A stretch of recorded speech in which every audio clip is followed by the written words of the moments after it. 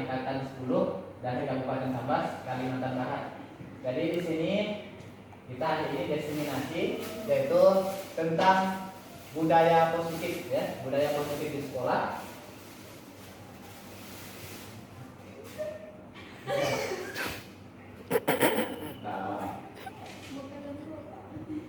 Jadi di sini menyebabkan pemahaman dan pengalaman penerapan budaya positif.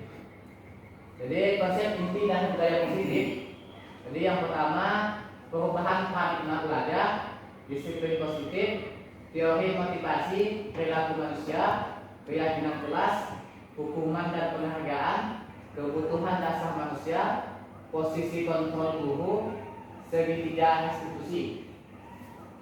Jadi yang pertama adalah pembelajaran dengan paradigma baru, yaitu dirancang berdasarkan prinsip pembelajaran berdiferensiasi sehingga setiap siswa belajar sesuai dengan kebutuhan dan tahap perkembangannya. Jadi untuk paradigma baru di sini siswa belajar sesuai dengan tahap perkembangannya, dengan tahap umurnya. Jadi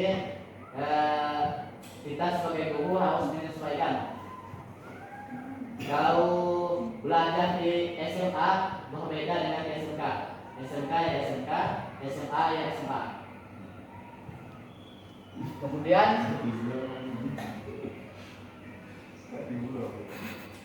perubahan paradigma, kegiatan kepalan tangan. Ini sebenarnya ice breaking. Jadi yang bisa dilaksanakan di dalam kelas. Jadi ada A dan B, Anda dan teman Anda. Sobeklah. Kemudian miskonsepsi tentang teori kontrol. Yang pertama, ilustrasi guru mengontrol murid. Yang kedua, ilustrasi bahwa semua penguatan positif efektif dan bermanfaat. Yang ketiga, ilustrasi bahwa kritik dan membuat rasa bersalah mampu menguatkan karakter. Ilustrasi bahwa orang dewasa berhak memaksa. Lanjut. Jadi mengubah paradigma stimulus respon ke pendekatan teori kontrol. Stimulus respon itu kita mencoba mengubah orang agar berpandangan sama dengan kita. Teori kontrolnya kita berusaha memahami pandangan orang lain tentang dunia. Kemudian perilaku buruk dilihat sebagai suatu kesalahan. Sedangkan untuk teori kontrol, semua perilaku memiliki tujuan. Orang lain bisa mengontrol saya, itu stimulus responnya. Jadi kalau teorinya hanya Anda yang bisa mengontrol diri kita. Betul ya? Betul. Kemudian pemaksaan ada pada saat rujukan gagal. Kalau teori kontrolnya, kolaborasi dan konsensus menciptakan pilihan-pilihan baru. Stimulus respon selanjutnya, model berpikir menang atau kalah. Kemudian teori kontrolnya, model berpikir menang. Jadi kalau ada guru atau yang lain, kita harus menang dan boleh kalah. Berarti ya pilihan ataupun teori kontrol. Dia kontrol bahwa anaknya atau siswanya harus menang, tidak boleh kalah. Jadi dia mengontrol. Disiplin positif. Di dalam budaya kita, makna kata disiplin telah berubah menjadi sesuatu yang dilakukan seseorang pada orang lain untuk mendapat kepatuhan. Kita cenderung menghubungkan kata disiplin dengan ketidaknyamanan. Betul? Enggak, kamu tepat waktu. Sebenarnya disiplinnya adalah kepatuhan ya. Jadi dalam diri kita seorang. Jadi merupakan salah satu pendekatan disiplin diri yang mampu seseorang untuk mengontrol perilakunya dalam kesadaran dan bertanggung jawab atas tindakannya sebagai wujud menghormati diri sendiri dan orang lain. Jadi wujud dari disiplin diri adalah menghormati diri sendiri dan orang lain. Jadi dari kedua katanya digabungkan menjadi sebagai pendidik tujuan kita adalah menuntun murid untuk memiliki disiplin diri sehingga mereka bisa berperilaku yang mengacu pada nilai-nilai kebajikan universal dan memiliki motivasi intrinsik bukan ekstrinsik. Lanjut. Pendekatan disiplin positif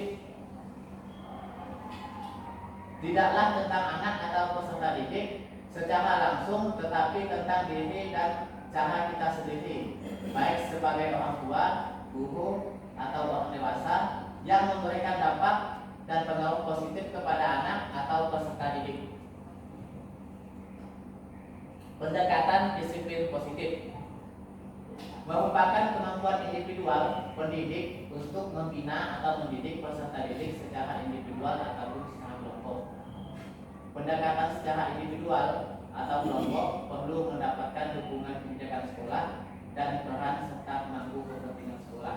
Jadi kalau nak melaksanakan dia harus ada dukungan dari kepala sekolah atau dari yang lainnya. Kalau kita seorang bekas biasanya kan kakek kan sekolah kami kan dia deh tetap ya. Nilai-nilai kebajikan universal.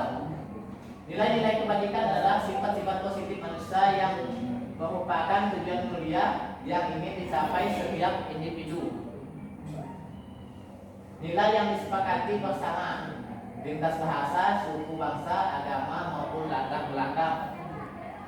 Contoh profil pelajar Pancasila: beriman dan bertakwa kepada Tuhan Yang Maha Esa dan berakhlak mulia, mandiri, menalar kritis, kebinekaan global, bergotong royong, kreatif. Motivasi perilaku manusia untuk menghindari ketidaknyamanan atau hukuman, untuk mendapatkan imbalan atau penghargaan, untuk menghargai diri sendiri. Yang pertama, untuk ketidaknyamanan atau hukuman. Jadi contohnya itu, kalau siswa dia tidak mau datang terlambat karena dia menghindari ketidaknyamanan atau hukuman, kan? Ya.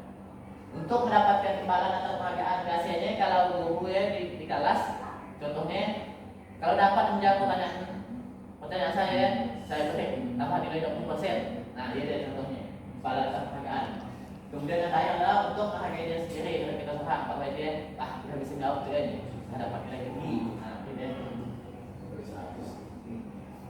Kemudian menurut Ki Hajar Dewantara, merdeka itu artinya tidak hanya terlepas dari perintah, akan tetapi juga cakap membuat memerintah diri sendiri.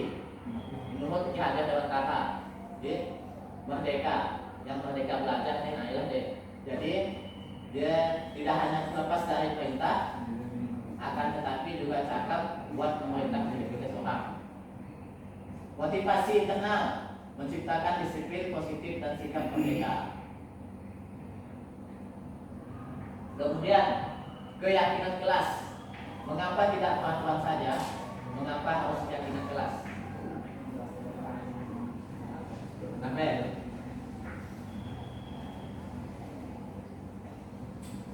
Perhatikan pernyataan berikut. Mengapa kita memiliki peraturan 3M?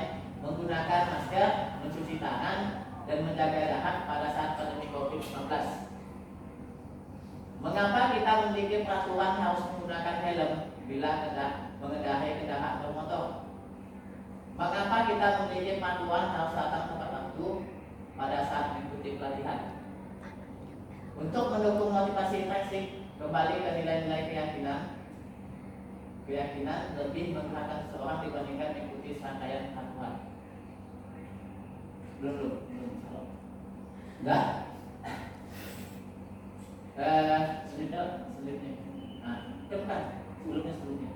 Nah, keyakinan kelas dia kesepakatan antara siswa dengan guru mapel, bukan sebenarnya guru. Jadi dia bukan peraturan, dia kesepakatan bersama.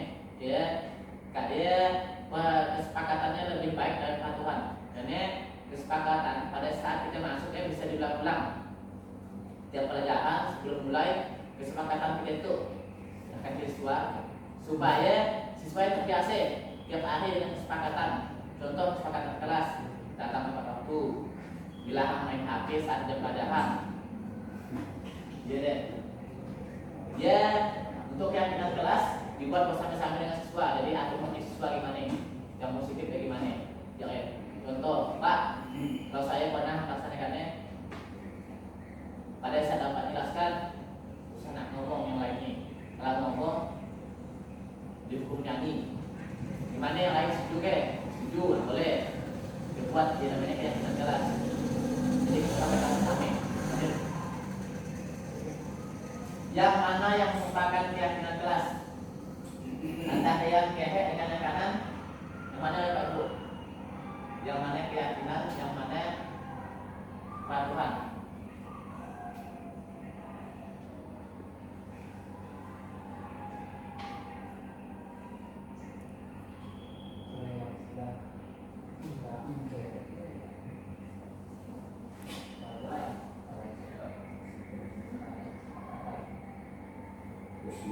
Sebelah kanan atau sebelah kiri? Kanan. Hah? Kanan. Karena kami yang semangat belajar. Yang mana yang merupakan keyakinan kelas? Dia adalah yang sebelah kanan. Keyakinan kelas. Kesepakatan kelas, kami guru dan murid yang saling menyayangi. B. Kami murid yang semangat belajar. C. Kami murid yang peduli dengan teman-teman. Bagaimana membuat keyakinan kelas? Lebih abstrak dari peraturan, berupa pernyataan universal, jadi bebas, yang nyaman untuk siswa gimana, tergantung siswanya. Dibuat dalam bentuk kalimat positif, sedikit saja akan mudah diingat, jadi selama panjang intinya. Sesuai dengan kondisi kelas dan sekolah akan mudah diterapkan. Jadi dalam mulut-mulut, ya, biasanya yang buah kita tapi belum dan bisa kita dengan apa ini, cara yang kira-kira mudah dan bisa kita capai.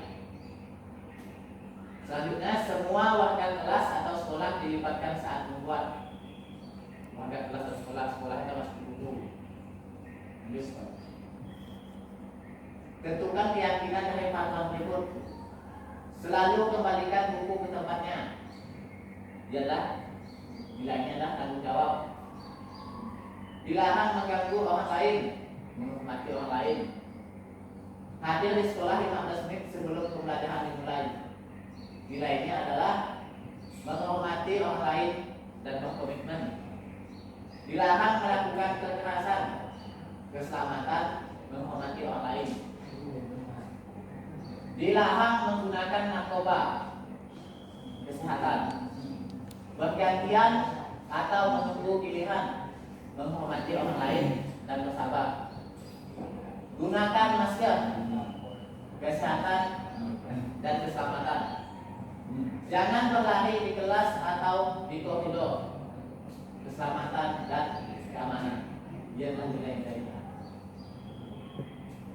itu adalah contoh buat keyakinan kelas, berdiskusi mengenai peraturan, merumuskan peraturan menjadi keyakinan, menempelkan keyakinan kelas dan disepakati sampai dengan Pak Yoga Oki ya. Jadi apa tulis di buat di padakan lagi nih Pak. Jadi kesepakatan kelas kita itu lanjut. Kemudian didiskusikan dan betul-betul siap ya. Nah, keyakinan kelas kita yang dipilih ya. Kalau udah, kalau ada sip, nanti oke. Lanjut, terus. Mari belajar bersama, berkolaborasi, saling mendukung demi mewujudkan disiplin positif di sekolah kita sehingga dapat menciptakan karakter profil pelajar Pancasila. Terima kasih. Sudah? Ya, untuk disiplin positif. Jadi untuk selanjutnya kita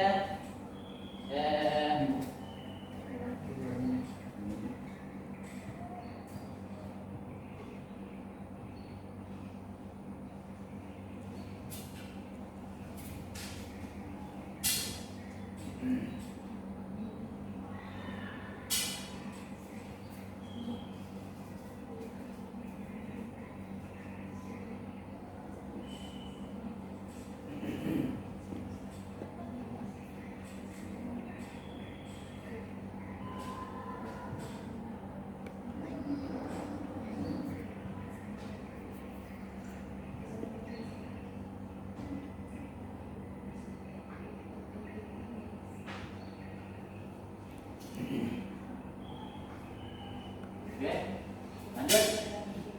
Sekarang kita mengenal hukuman, konsekuensi, dan restitusi.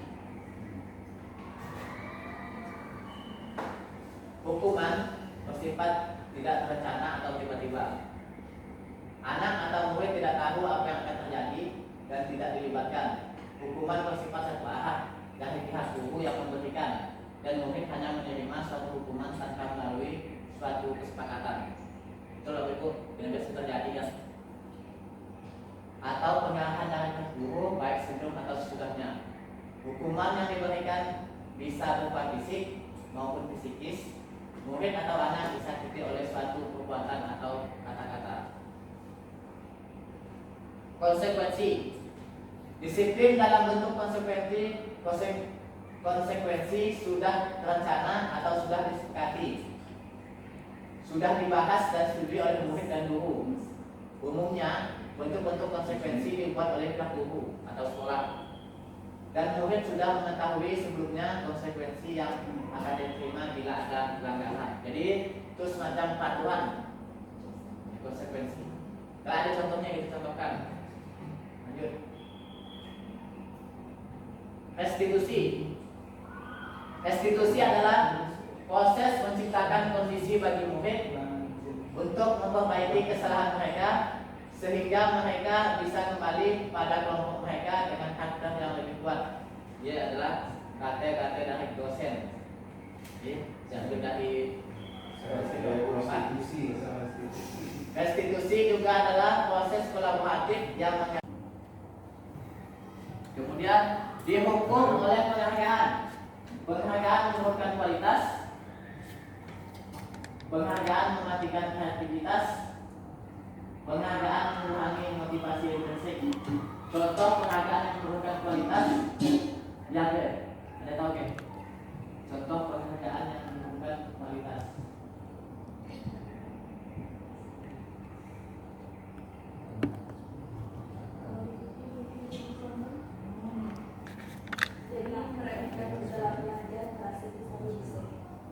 Ya boleh. Yang selanjutnya dua ya. Merasa sombong. Ya, intinya merasa sombong. Terus saya bisa jawab saya minta. Siswa itu bukan guru. Sekali pas semester 2 nilai turun, ada boleh deh ngomong macam-macam. Tetap ya. Nah, jelas rapotnya tidak naik. Pada akhirnya dia masih sudah naik. Nah, iya deh. Penghargaan menunjukkan kualitas, jelas ya. Dihukum oleh penghargaan namanya. Bahasa pendidikannya kan dihukum oleh penghargaan ya. Yang dalam tuntas pun harus tuntas. Nah, iya deh. Iya contohnya. Kemudian penghargaan mematikan kreativitas. Contohnya apa ya? Kita dalam pertandingan dia biasa ada yang namanya apa bahasa nepotisme. Hanya orang dia kalau dia dapat juara padahal yang lain ada yang bagus, lebih bagus karyanya. Masa yang setengah-setengah dia Kayak di dalam pasal ini kalau dulu kan lebih ditolakkan yang pintar ekonomi kalau iya deh. Iya deh. Tapi untuk penghargaan mematikan kreativitasnya lebih nyamannya pada saat pertandingan kan, tulisannya. Pada saat pertandingan nampak ya, yang ada dalam ada yang anehnya nampak ya. Jadi dia penghargaan mematikan kreativitas. Jadi yang salah satu ya, jadi lama, jadi lama lagi ya. Penghargaan mengurangi motivasi intrinsik. Motivasinya kurang jadinya. Saya udah bilang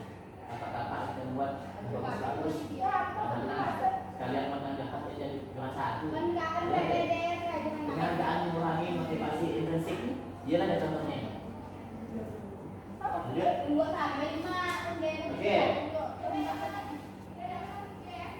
Tindakan buruk ada hukuman atau konsekuensi. Jadi yang pertama, mencatat 100 kali di dalam buku kalimat saya tidak akan terlambat lagi karena terlambat ke sekolah. Itu masuk hukuman atau konsekuensi.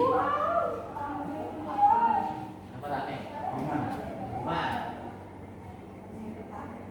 Kemudian yang kedua, lari mengelilingi lapangan basket 2 kali karena terlambat hadir ke sekolah. Hukuman atau konsekuensi. Murid diminta untuk push up 15 kali karena tidak mengemaskan ke sekolah. Hukuman. Menggantikan kertas tugas teman yang telah dicoret-coret. Membersihkan tumpahan air di meja tulis karena tersenggol pada saat belajar. Murid disuruh untuk menggunakan sepatu seharian di sekolah karena tidak menggunakan sepatu hitam. Konsekuensi atau hukuman? Murid disuruh untuk menggunakan sepatu seharian di sekolah karena tidak menggunakan sepatu hitam. Hukuman kan? Ada konsekuensi yang hukuman.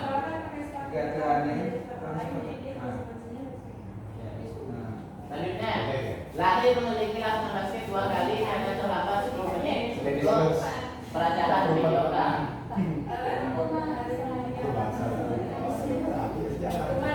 Oke, ya, selanjutnya itu jawabannya. Hukuman.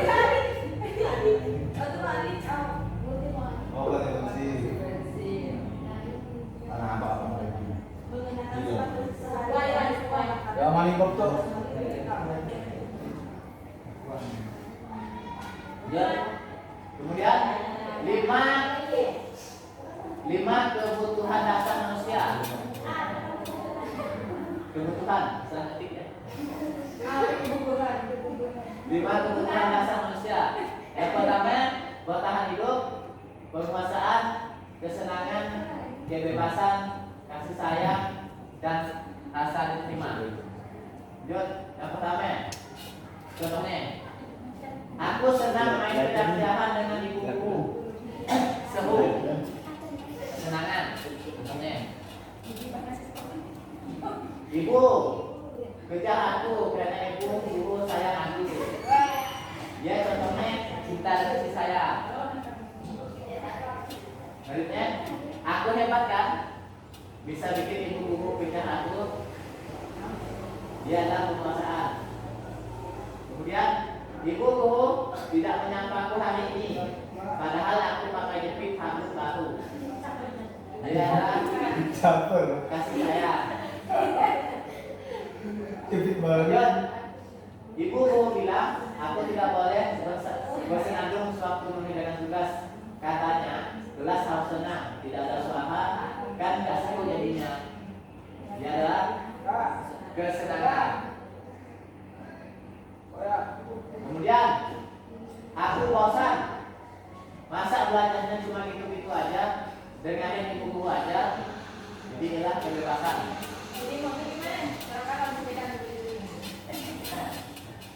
Selanjutnya, aku merasa bangga dan keren. Penguasaan. Aku senang bisa pergi ke tempat-tempat yang aku suka.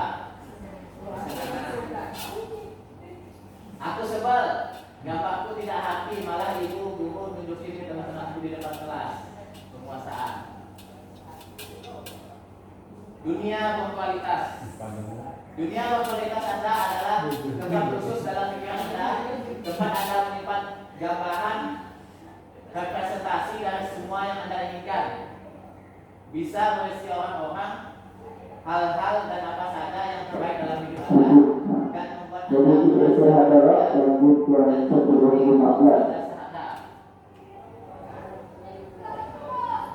Dr. William Blaser menyebutnya seperti Jam 10:20 baru kita lanjut lagi. Jadi yang anak-anak dulu yang betul-betul dan yang mulia.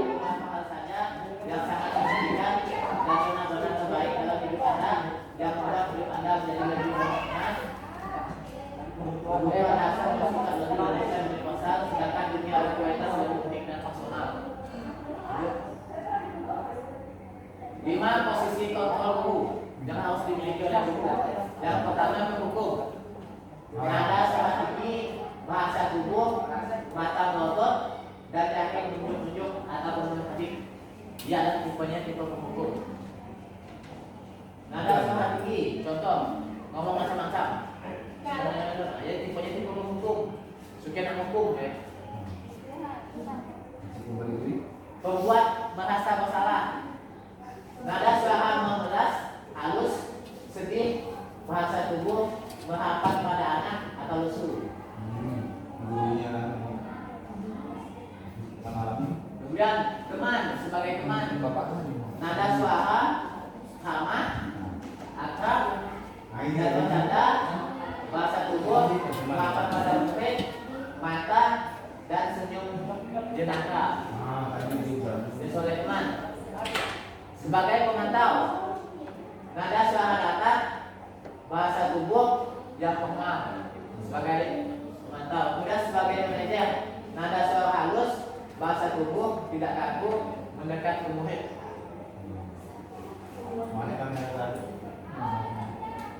Lima posisi kontrol. Untuk identitas gagal, artinya dia dan boleh kita pakai sebagai seorang guru. Identitas gagal. Yang pertama ini banyak menghukum dan membuat merasa bersalah. Guru membuat, menghati, menunjuk-nunjuk, menyakiti, menyindir, tidak boleh dilakukan. Kemudian bersama dan mengatakan seharusnya kalau ini. Ibu kecewa kamu seperti ini, tidak boleh. Kemudian guru berkata, kalau kamu tidak melakukannya, awas ya, rasakan. Tidak boleh. Awas. Kamu seharusnya sudah tahu, ibu lelah sekali mengatakannya, ibu stres, tidak boleh ngomong dia gitu. Kemudian hasilnya memberontak, menyalahkan orang lain, berbohong. Hasilnya. Kemudian menyembunyikan, menyangkal, berbohong. Supaya kan selalu merahasiakan hal-hal yang ini. Sekena gula kita dan sekena nyangkal perusahaan kita. Di hasilnya kalau dia dihukum dengan pembuat masa bersalah.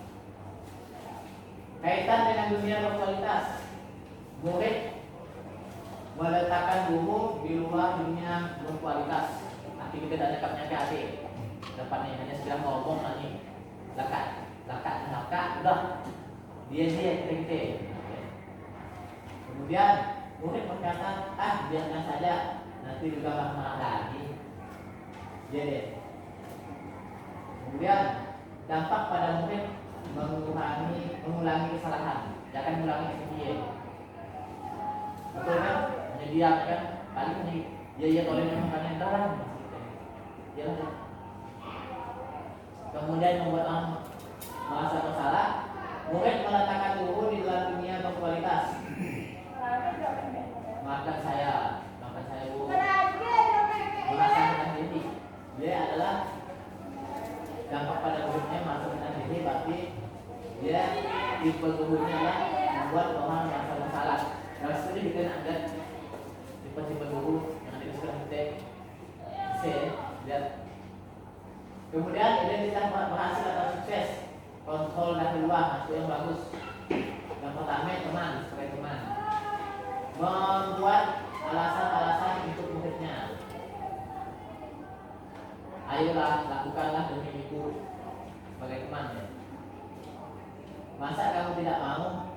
Ingat tidak, ibu pernah bantu kamu. Bla bla bla bla. Kemudian hasilnya adalah ketergantungan. Jadi kalau kita sebagai teman bagi siswa akan ketergantungan dengan kita. Kita akan ditolerir apa yang kita mulai dari masalah sampai kita. Ya, termasuk identitas guru sebagai teman. Kalau ada yang seperti dia, pasti sifat kita sebagai teman bagi dia, bagi siswa ini. Ya. Kemudian murid meletakkan guru di sebagai orang yang sangat penting di dunia berkualitas. Sangat penting agar sepada dia. apa-apa kita semuanya kita curhat kita ya ide sebagai teman ya sudah pasti bapak ibu sudah berhasil identitas hasilnya sebagai teman bagi siswa. Jadi siswanya ibaratnya terbuka dan nanti aneh kita seorang aneh yang lain kan. Kemudian saya pikir bapak ibu teman saya ternyata begitu. Iya deh. Murid berkata. Kemudian dampak pada murid lemah, tidak mandiri, ketergantungan. Betul, betul kan? Sedikit gede ya, sedikit gede. Kemudian sebagai pemantau, menghitung dan mengukur apa manfaatnya, kemudian menyelesaikan diri bila diawasi. Diawasi apa namanya? Diawasi ya. Ialah semacam masalah namanya. Jadi dibuat pemantau. Kemudian murid melaksanakan guru dan peraturan dan hukum di dunia berkualitas. Kemudian berapa banyak bintang yang saya harus oleh, berapa halaman yang harus saya tulis. Jadi pemantau.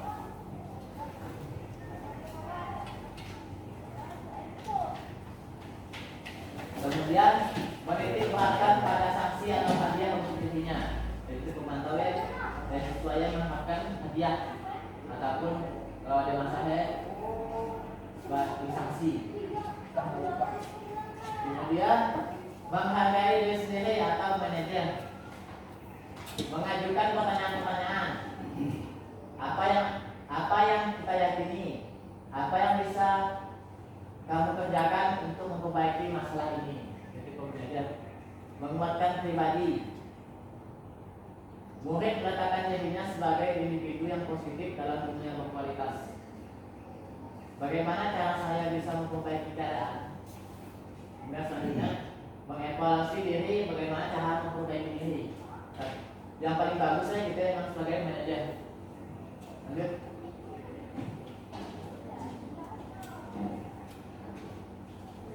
Kemudian itu contohnya, ya, saya kecewa sekali dengan kamu. Dan tipe membuat merasa bersalah. Ayolah lakukan demi ibu bapak. Ya teman, bagaimana kamu bisa menyelesaikan masalah ini? Manajer. Kemudian adalah selanjutnya segitiga restitusi. Ya. Itu ada 3. Validasi kebutuhan, menanyakan keyakinan, menstabilkan identitas. Jadi kalau validasi kebutuhan ya, kamu tentu punya alasan mengapa melakukan itu. Contoh, kalau siswa terlambat, kenapa kamu terlambat? Apa? Kamu tentu punya alasan mengapa melakukan itu. Dia pertanyaan yang harus kita tanyakan ke siswa. Ya. Seharusnya menurut itu. Kemudian, adakah cara yang lebih efektif untuk mendapatkan apa yang kamu butuhkan? Kemudian, menanyakan keyakinan, nilai-nilai apa yang telah kita sepakati. Artinya itu kembalikan keyakinan kelas tadi. Kesepakatan apa yang telah kita buat. Betul kira kesepakatannya. Kamu ingin menjadi orang yang seperti apa? Kemudian menstabilkan identitas. Setiap orang pasti pernah melakukan kesalahan. Kamu bukan satu-satunya yang pernah melakukan ini. Contoh kata-katanya seperti ini. Itu adalah contoh dari menstabilkan identitas. Gurunya ngomong untuk membuat anak yang merasa gagal karena membuat salah menjadi positif terhadap dirinya. Guru berkata, berbuat salah itu hal yang manusiawi. Tidak ada manusia yang sempurna. Bapak ibu juga buat salah. Kita pasti bisa menyelesaikan permasalahan ini. Bapak ibu tidak tertarik untuk mencari siapa yang benar, siapa yang salah. Bapak Ibu lebih tertarik untuk menyelesaikan masalah.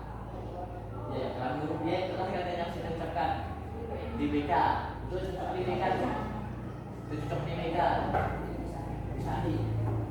Kemudian, kalau kamu menyalahkan dirimu sendiri terus-menerus, apakah kamu bersikap baik pada dirimu sendiri?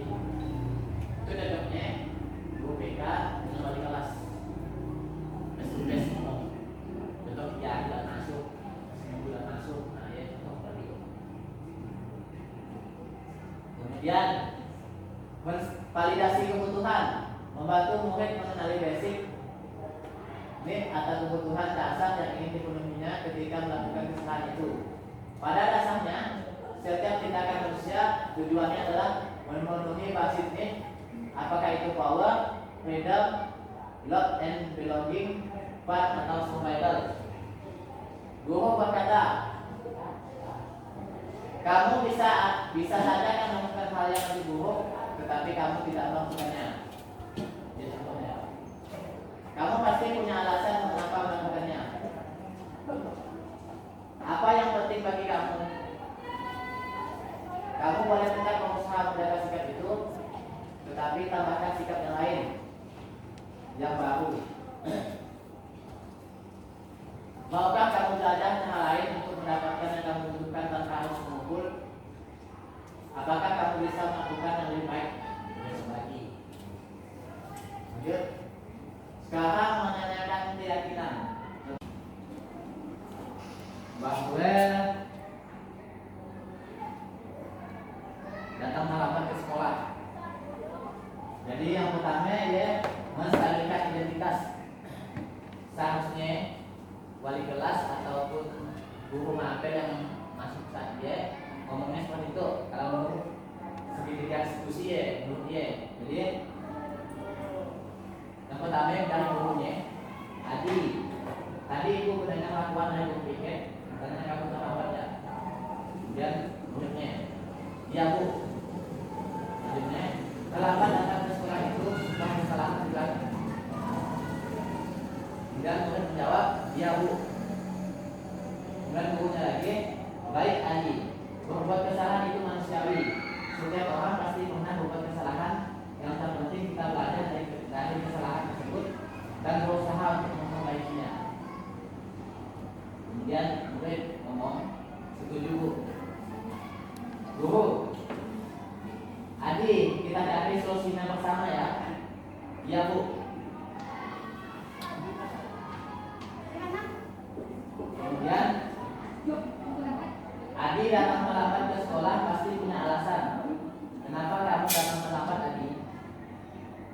Murid, karena saya berkata tuh sambil main HP. Kamu tahu keyakinan kelas yang kita sepakati? Tadi ke keyakinan kelas lagi. Tahu, kalau datang terlambat ke sekolah sesuai dengan keyakinan kelas, kita tidak bu. Menurut kamu, keyakinan kelas apa yang sudah kamu langgar? Siswa menjawab, disiplin. Menurut kamu, disiplin itu penting tidak untuk kamu? Penting bu, karena membuat saya datang ke sekolah, dapat waktu, dan bisa menghargai waktu. Yang saya tahu, disiplin adalah salah satu kunci untuk sukses. Siswa menjawab. Kemudian, ibu guru lagi, betul. Menghargai waktu itu penting dan sangat bermanfaat untuk kita. Seperti kita dapat menghargai orang-orang di sekitar, pekerjaan menjadi tidak menumpuk, dan kita juga bisa melatih rasa kepedulian. Maka begitulah pentingnya disiplin yang kami sebut salah satu kunci untuk sukses tadi. Iya bu, saya Master sudah datang terlambat ke sekolah. Saya mohon maaf sudah datang terlambat ke sekolah. Ya Adi, sikap yang sangat baik sudah kami lakukan dengan cara meminta maaf. Menurut kamu apa yang kamu lakukan agar kamu tidak datang terlambat lagi di sekolah? Saya akan bertemu cepat dan tidak berenang lagi agar tidak datang terlambat ke sekolah. Jadi segitiga diskusi menyelesaikan masalah dengan cara tanpa harus mendikte murid. Dia berkata ya. Jadi ya adalah contoh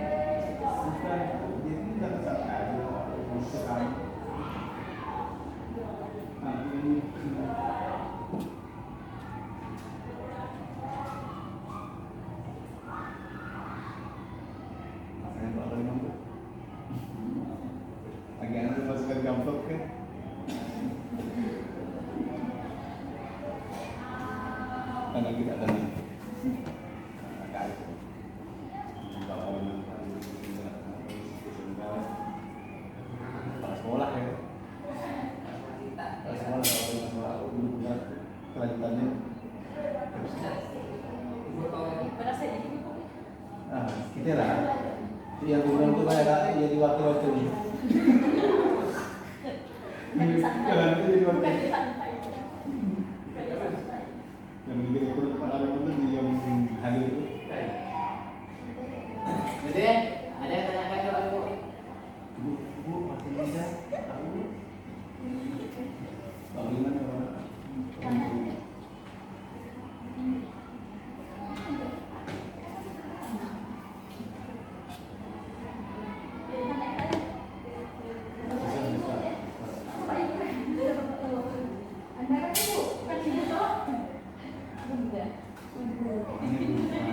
Jadi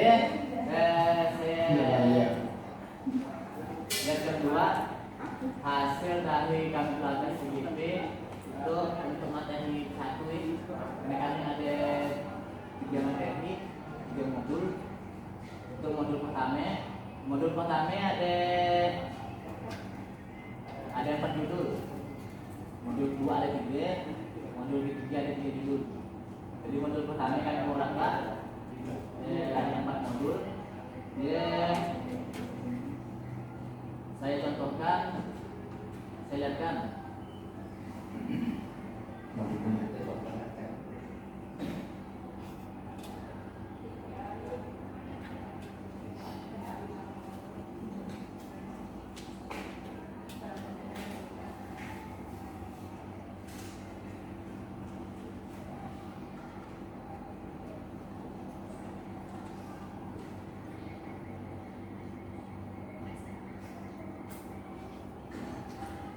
Jadi materinya yang pertama ya refleksi filosofi pendidikan nasional. Yang kedua ya nilai dan peran guru penggerak. Yang ketiga visi guru penggerak. Yang keempat budaya positif. Untuk visi guru penggerak dia akan saya namakan konsentrasi letak di hati. Oh ya. Pak Yoga Yang ada kampung awas Pak. selalu pengawas. Saya dah mau mengingat Pak bagus letak di hati aja langsung gitu. Bilang Pak. Jadi nyaman. Tinggal selesai. Kita Senin waktu tak bisa di saudara Senin bisa. Kenapa anak aja? Apa mereka kelas? Yang keempat adalah budaya positif yang tadi saya nyatakannya. Itu untuk modul selanjutnya adalah belajar pembelajaran untuk memenuhi kebutuhan murid, pembelajaran sosial dan emosional, supervisi akademik, atau ada supervisi akademik ya. Belajar akan Untuk pemain sudah bisa memberikan ibadah. keputusan berbasis nilai kebalikan sebagai pemimpin. Oke. Memimpin dalam pengelolaan sumber daya, Siap ya. pengelolaan program berdampak pada murid.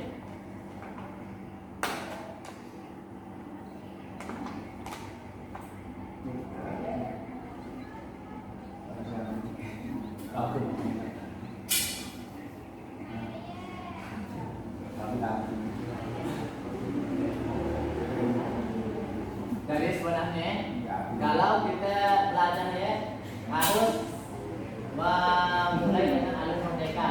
Jadi kenal dengan merdeka belajar. Merdeka ya yang pertama yang mulai dari titik. E-nya elaborasi, F-nya ruang kolaborasi, D-nya demonstrasi konseptual, E-nya elaborasi, K-nya koneksi antar materi. Yang terakhir adalah aksi nyata. Ya, sebenarnya kalau dalam pendidikannya seperti ya kenapa dikenal dengan merdeka belajar? Merdeka Apabila orang perasaan berbunyi dari nomor dan suara bentuk kami yang baik dan nomor.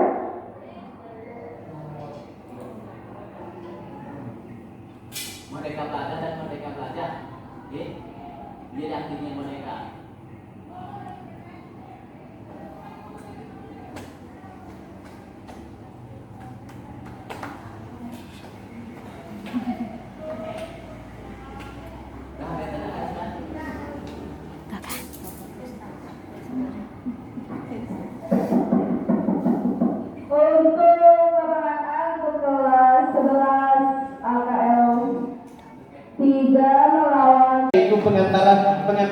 tujuan diskusi, kemudian merumuskan kalimat penumpang terkait isi sekolah, mengidentifikasi perilaku yang mencerminkan isi, dan mendiskusikan inisiatif perubahan yang dapat dilakukan di sekolah.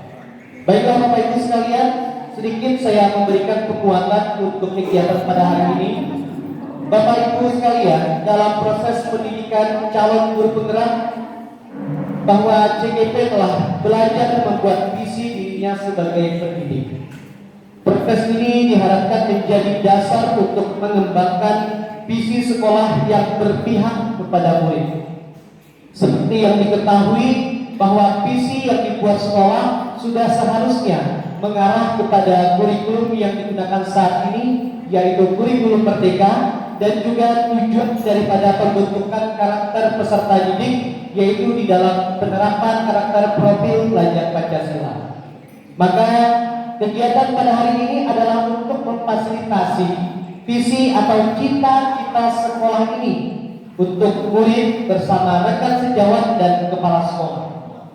Bapak Ibu, meskipun hal ini menjadi bagian dari proses belajar calon guru penggerak yang dalam hal ini adalah Pak Koriman, namun proses diskusi ini diharapkan menjadi refleksi bersama terhadap visi sekolah. Apakah visi sekolah saat ini di tempat Bapak Ibu mengajar sudah sesuai dengan tujuan dan mimpi kepala sekolah, mimpi Bapak Ibu selaku dewan guru atau staf administrasi lainnya? Nah Bapak Ibu, maka sehingga saya berharap semua pihak dapat terlibat dalam kegiatan ini, dan saya mohon dukungannya untuk Bapak Koriman dapat menyelesaikan pendidikan guru penggerak yang insya Allah akan berakhir di bulan Oktober kalau sesuai jadwal.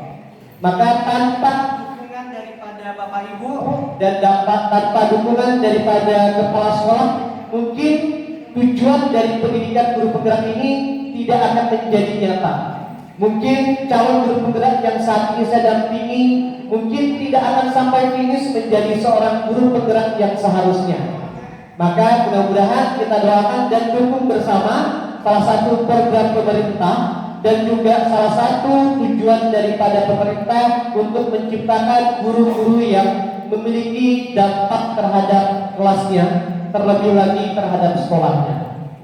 Baiklah Bapak Ibu sekalian, selanjutnya mikrofon ini akan saya serahkan kepada Pak Koriman untuk nantinya dapat memandu sesi diskusi yang mudah-mudahan tidak akan mengganggu lebih banyak waktu Bapak Ibu. Kepada Bapak Koriman, waktu dan tempat saya persilahkan.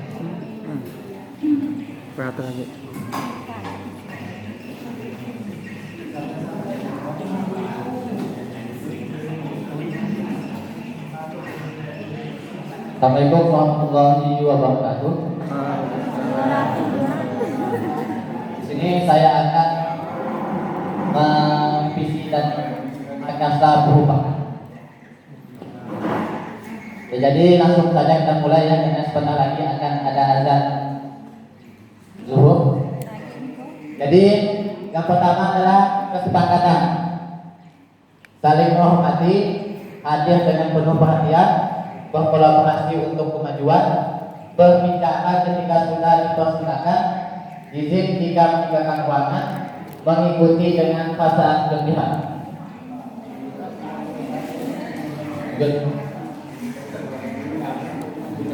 Next nah. Visi dan prakasa perubahan.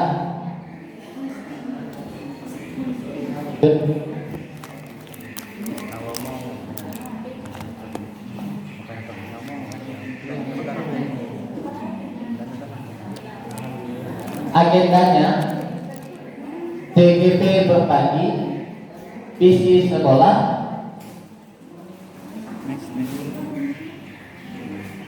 prakasa perubahan.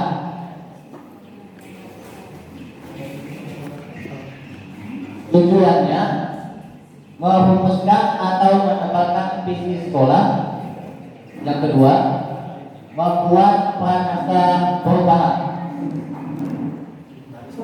Mimpiku atau mimpi saya 5 sampai 10 tahun yang akan datang, saya memimpikan sekolah yang aman, nyaman, bebas dari bullying, pembelajaran yang menyenangkan dan interaktif, serta bermakna sehingga menghasilkan murid yang mengetahui potensi dirinya sebagai bekal menghadapi masa yang akan datang.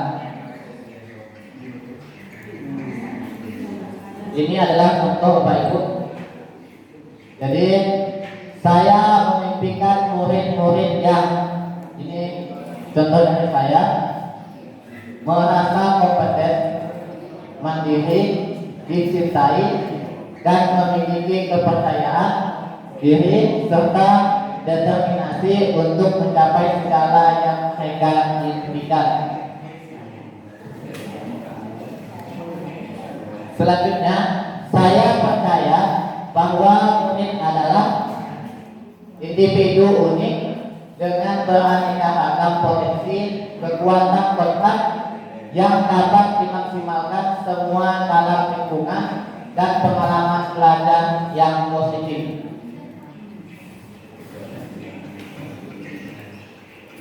Selanjutnya, saya pun memimpikan murid saya benar-benar sadar bahwa mereka adalah wajah Indonesia di masa depan. Mereka aktif berkontribusi pada majunya dunia di masa depan sejak sekarang.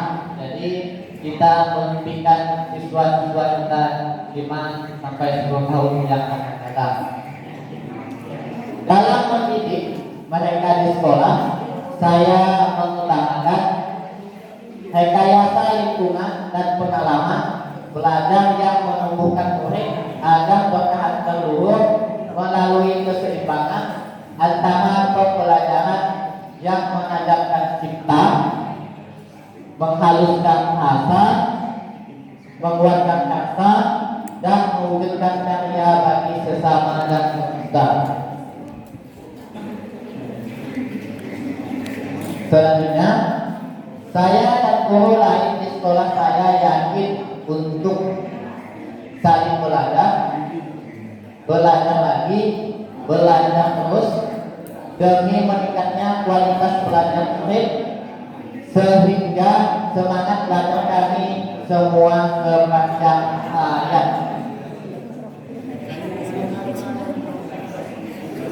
Oleh karena itu, saya dan guru lain di sekolah saya paham bahwa kami perlu meningkatkan kemampuan kami dalam bergotong royong di antara orang dewasa sehingga memungkinkan terbukanya peluang untuk menyediakan suasana dan pengalaman belajar yang bermakna serta memaksimalkan tumbuh kembangnya potensi kekuatan Tuhan murid.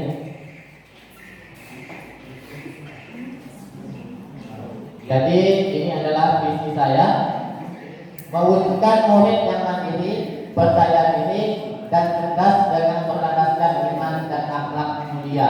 Jadi ini adalah visi saya sebagai guru penggerak Bapak Ibu, bukan hanya sebagai guru penggerak, jadi sebagai guru di masa depan. Jadi visi saya adalah mewujudkan mimpi yang murid yang mandiri, percaya diri, dan cerdas dengan berlandaskan iman dan akhlak mulia.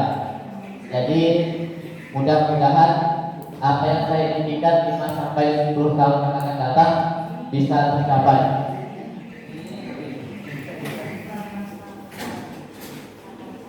Kemudian selanjutnya panasa perubahan, yaitu mengembangkan ruang ekspresi kelas untuk meningkatkan kreativitas siswa. Jadi di sini bagaimana caranya kita itu meningkatkan kreativitas siswa di dalam kelas.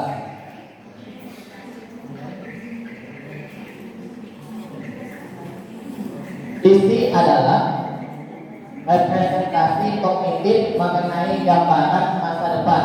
Jadi visi adalah gambaran kita di masa depan Bapak Ibu. Jadi kalau visi sekolah ibaratnya itu 5 atau 10 tahun yang akan datang sekolah kita akan seperti apa? Itu. Tentang kecerdasan yang sebenarnya bukanlah pengetahuan tetapi imajinasi. Imajinasi lebih penting daripada pengetahuan. Pengetahuan terbatas, sedangkan imajinasi cukup seluruh dunia, menstimulasi kemajuan dan melahirkan evolusi.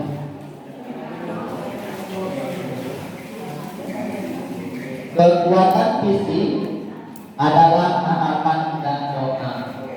Jadi visi adalah harapan dan doa kita semua untuk sekolah kita itu seperti apa nantinya. Harapan kita adalah visi kita. Visi kita sekarang adalah masa depan murid kita. Masa depan murid kita adalah masa depan bangsa kita, yaitu Indonesia. Jika kita ingin melangkah jauh, maka visi harus bersifat menyemangati, menguatkan, menggerakkan hati, dan berkolaborasi sehingga mampu membuat kita terus melangkah maju. Itu adalah visi. Oke Bapak Ibu, selanjutnya saya minta Bapak Ibu untuk melengkapi kata-kata yang dapat menceritakan visi Bapak Ibu tentang murid dan sekolah yang didambakan. Saya memimpikan murid-murid yang mana?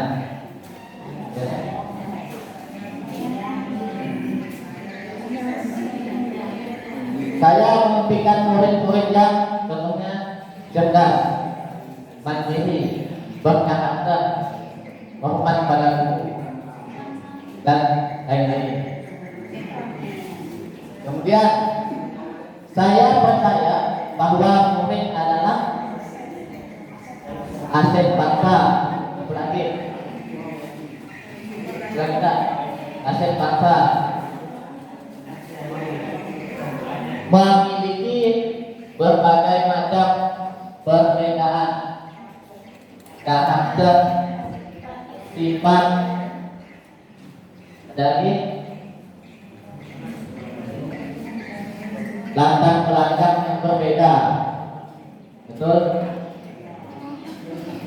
Selanjutnya, saya pun memimpikan murid saya benar-benar sadar bahwa diri mereka adalah memiliki kemampuan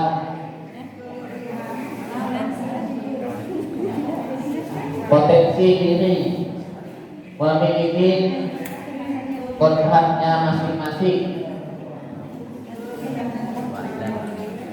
Selanjutnya, dalam mendidik mereka di sekolah, saya mengutamakan contoh melayani,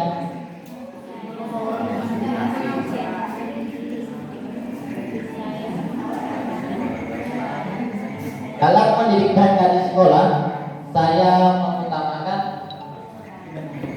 pelayanan. Apalagi pembinaan karakter. Bagi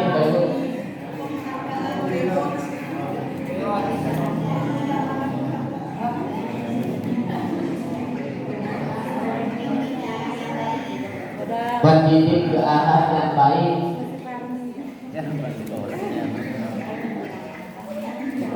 Ada lagi ya Pak Ibu? Tidak ada ya. Lanjut. Saya dan guru lain di sekolah, saya yakin untuk saya dan guru lain di sekolah, saya yakin untuk lebih bukan saya tadi belum nih. Oke. Nah, saya dan guru lain di sekolah, saya yakin untuk contoh Pak Ibu, saling belajar lagi, belajar terus demi meningkatnya kualitas belajar murid, sehingga semangat belajar kami semua sepanjang hayat. Jadi kita belajar sepanjang hayat Pak Ibu. Selanjutnya,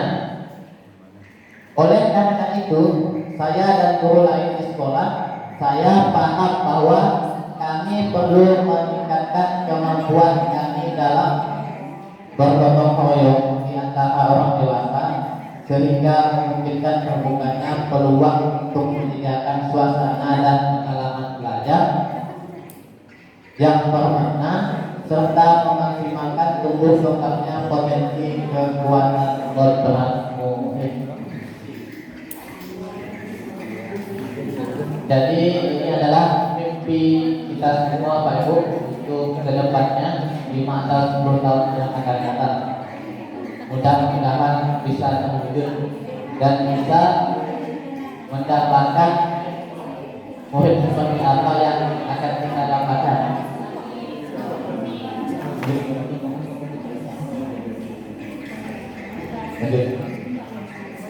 Ini adalah visi dari SMK Negeri 1 Teluk Saman. Terwujudnya SMK yang unggul, tangguh, profesional, mandiri, berlandaskan cinta. Jadi gimana Bapak Ibu? Visi SMK kita apakah sudah berpihak pada muhim dan sesuai dengan profil pelajar Pancasila? Ya, dan kita lihat terwujudnya SMK yang unggul, tangguh, profesional, mandiri, berlandaskan cinta. Isi ada dua. Yang pertama iman dan takwa, ialah termasuk dalam pelajar profil Pancasila. Satunya lagi yaitu mandiri. Dia sudah termasuk. Jadi visi kita SMK Negeri 1 terutamanya sudah termasuk dalam pelajar profil Pancasila dan berpihak kepada muhim. Ini Bapak Ibu, bagi Bapak Ibu yang mungkin ada yang lupa, ini adalah profil pelajar Pancasila. Dia ada 6: berkebinekaan global, bergotong royong, kreatif, bernalar kritis, mandiri, beriman, bertakwa kepada Tuhan Yang Maha Esa, dan berakhlak mulia.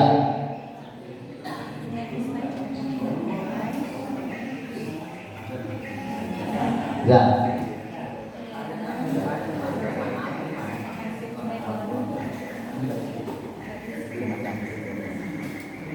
Oke. Satu lagi Bapak Ibu. Sikap dan perilaku sesuai visi. Sikap dan perilaku kepala sekolah, sikap dan perilaku guru, sikap dan perilaku tenaga pendidik, sikap dan perilaku murid, sikap dan perilaku orang tua siswa.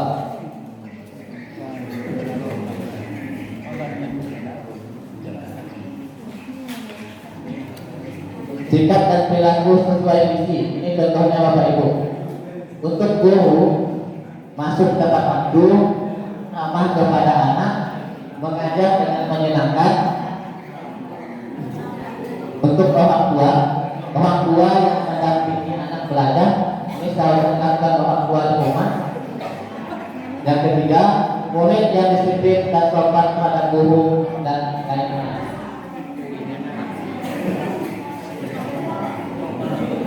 Sampai 9 gitu. Sampai 9.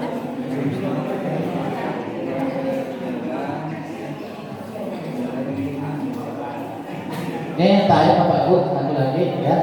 Yang pertama, sikap dan perilaku sesuai visi. Yang pertama, kepala sekolah Bapak Ibu. Jadi kepala sekolah yang sesuai dengan visinya itu, kepala sekolah seharusnya yang seperti apa maksudnya. Kemudian guru kan tadi Ibu, Bapak Ibu harus disiplin, pendidik, tenaga pendidik, ada tenaga pendidiknya, dia seperti apa. Kemudian muridnya harus pertama datang awal, tepat waktu, mengerjakan tugas, BR, dan lain-lain. Orang tua siswa ya, mendampingi siswa yang belajar di rumah. Dan mungkin sampai di sini saja Bapak Ibu. Terima kasih atas perhatiannya. Wabillahi taufiq wal hidayah. Assalamualaikum warahmatullahi wabarakatuh. Oke, terima kasih Pak Koriman yang sudah berbagi praktik tadi, dan terima kasih juga aplaus yang kita berikan kepada Pak Koriman. Bapak Ibu, jadi perlu saya sampaikan di sini, ini adalah salah satu tahapan bagaimana sih seorang guru penggerak harus berani tampil di depan rekan-rekannya. Saya yakin Bapak Ibu kita terbiasa berbicara di depan murid kita, tapi belum tentu kita mampu dan terbiasa untuk bisa menyampaikan sedikit hal di depan teman-teman kita, apalagi di depan itu ada guru senior dan lain sebagainya. Nah, hari ini adalah berbicara terkait visi sekolah. Bapak Ibu, kami di sini, saya bersama Pak Koriman selaku CDP, bukan bermaksud untuk mengubah visi yang ada di SMK N1 Teluk Kramat, tetapi kita hanya lebih melihat sejauh apa kita mewujudkan visi sekolah ini. Nah, seperti halnya kepala sekolah, pada hari ini saya lihat beliau sudah mewadahi Bapak Ibu untuk belajar dan terus belajar. Dengan adanya IHP, kemudian guru-gurunya juga dibuat berkompeten, selalu diasah. Itu adalah salah satu upaya dari kepala sekolah untuk memberikan hal yang terbaik buat guru-gurunya.